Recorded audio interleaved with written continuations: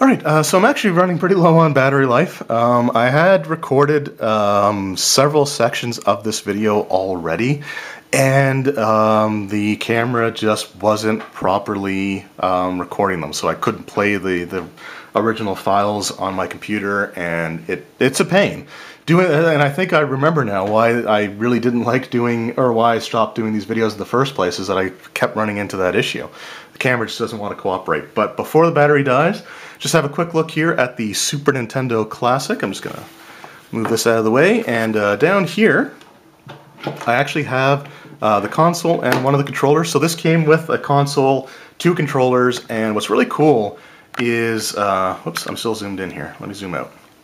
What's really cool about this is it uses like micro USB for its power. So if you look on the back here, you got your HDMI out and your DC in. The amount of power it takes for this system, you can actually plug the larger USB end, the standard USB, into your television, and it can get power from the television. So if you want, or if you're worried about, having another plug on your wall used up, you know, most modern TVs have a USB port. So what's really great is that you can use the USB port on your TV to power the system. You have to have the TV on in order to turn on the system, but when are you going to have the system on and not have the TV on? So for me, it just makes perfect sense. I love it, and this is just such an adorable little system. It looks exactly like the original Super Nintendo. The cartridge slot is just for show, as is the eject button. So that's just, again, all for show. It doesn't do anything. Got a little bit of dust on there. But the power button feels the same as it did back in the day, even though it's much smaller. And the reset button feels the exact same way as well. It's really cool. It's got a little LED light that lights up when you turn the system on. Now these controller ports are also just for show, but on the bottom here, you just pop these out, and you fold this down, and you've got your controller ports. So the controllers have this shape on them. This is the same shape as the classic controller for the Nintendo Wii, as well as the nunchuck for the Nintendo Wii. So my understanding, I haven't tried this yet, but my understanding is that you can use these controllers to play games on your Nintendo Wii. So, which is really cool for me, because I want to go back and play games like, Final Fantasy 2 and Chrono Trigger and some of the other Super Nintendo games that I have. I want to play them with an actual Super Nintendo controller. And these controllers are the same size and have the exact same feel as the Super Nintendo controllers back that I had from my system in 1991. So these feel really great, really awesome, and the buttons feel great. Everything just feels authentic, because they are based off the Nintendo molds and configurations and everything. So they obviously know how to make Super Nintendo controllers. So last thing I just want to show off here is just a comparison in size. I'm not going to dig out my actual Super Nintendo, but I do have a Super Nintendo cartridge. So here's a preview to my collection video in a couple of weeks' time. But if you look, the cartridge is the same height as the SNES Classic, and it's almost as wide. So this system is almost as small as a cartridge for the original Super Nintendo. But what I really want to show off here is the games. So here's the box here. So again, there's a lot of overlap. There are some games that I already have downloaded that you saw on my Nintendo Wii.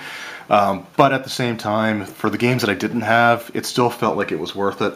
And just as a quick aside, when I went to go pick this up in stores, I was just going through, I was in Midpack Mall in Dartmouth, and at the EB Games, they had 4 of these when I walked in. And so I was like, ooh, this is kind of cool. I had my YouTube payout money, which had just been transferred into my account. And it's like, this is really neat. So I picked it up and I started looking at it, and I was kind of contemplating whether I wanted to get it or not, because there are a lot of games that I already have. As you can see, like just the ones that they list here, I have on the Wii, I have Super Mario World, Super Mario Kart, and Link to the Past. I also have the physical cartridge for Donkey Kong Country. But still, I thought, why not? But as I was looking at this, within a minute, the other 3 consoles sold immediately while I was holding this one. And there was someone on the phone asking if they had a copy of it in. And the girl behind the counter says, well, we only have 1 left, and someone's holding it right now, so I think it's going to sell. So at that point, it's like, you know what, heck with it, I'm just going to pick this up and buy it. So let's just move this kind of more overhead here. Alright, so this has 21 games, I believe, built into it, including Star Fox 2, which was never physically released. It was developed, it was finished, but because of the like the PlayStation being out, and because of, I think it was just the PlayStation, but the PlayStation and the N64 were both out, I think, at the time that this was going to release, or around the time this was going to release. The N64 was scheduled to launch.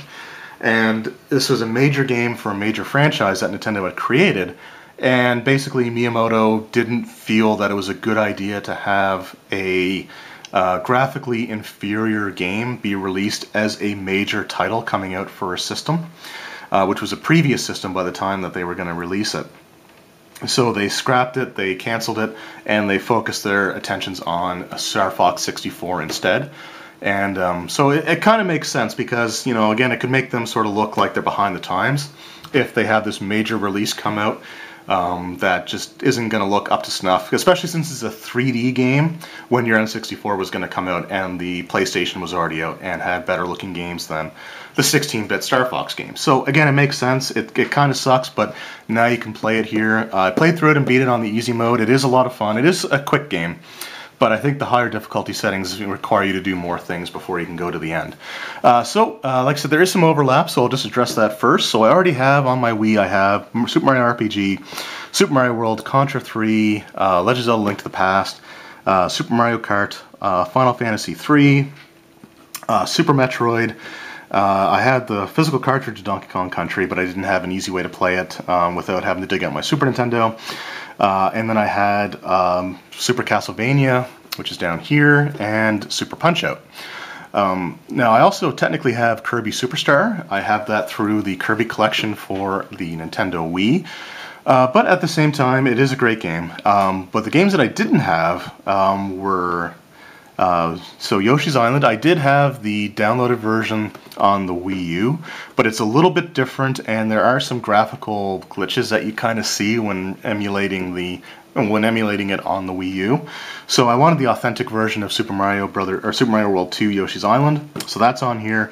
I did not have Kirby's Dream Course, which is a fun little sort of like golf game with Kirby, and I didn't have the original Star Fox anymore. I had it for the original Super Nintendo that I owned, but this version of the game was never made available for download on anything. So the only way to get the original Star Fox, aside from getting a physical copy, was to buy this. So I really wanted it for that. Super Metroid I already had. I don't know if I pointed that one out or not. But I also didn't have Super Ghouls and Ghosts, which was a fun game. It's really difficult, but it is a lot of fun. I did not have Earthbound, which is a very, very expensive... I think it's one of the most expensive Super Nintendo games to get. And then you also have F-Zero, which is a really great racing game. It's one of the launch titles, I think, for the Super Nintendo. I had the cartridge, but I sold that when I sold my Super Nintendo. There's also Super Street Fighter 2 Turbo, which I used to rent all the time because I loved that version of the game. And then you've got Secret of Mana, which just had a HD remake done for the PlayStation 4, which is not very well received overall.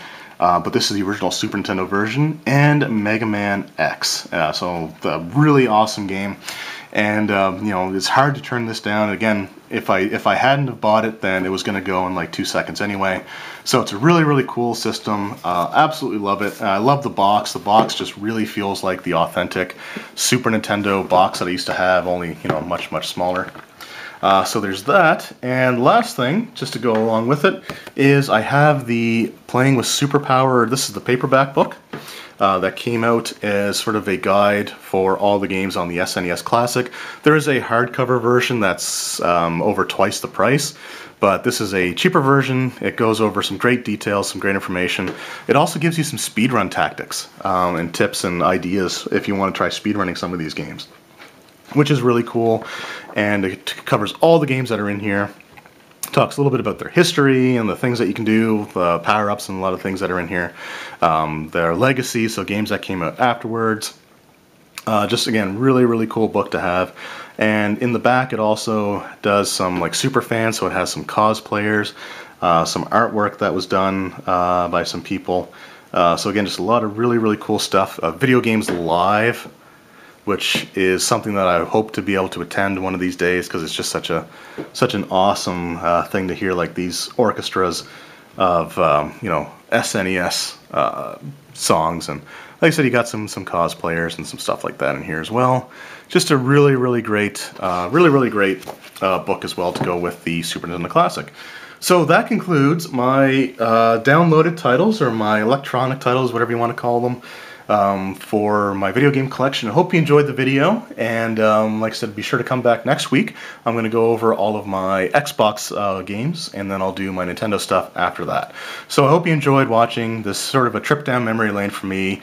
I know it's kind of a longer video, but I like to talk about these things instead of just showing what they are. If I have any memories of them or experiences with them, I kind of like to talk about that, and I think that's sort of one of the major benefits of doing this sort of series. So anyway, thank you guys again very much for watching. I hope you enjoyed, and we'll see you next time.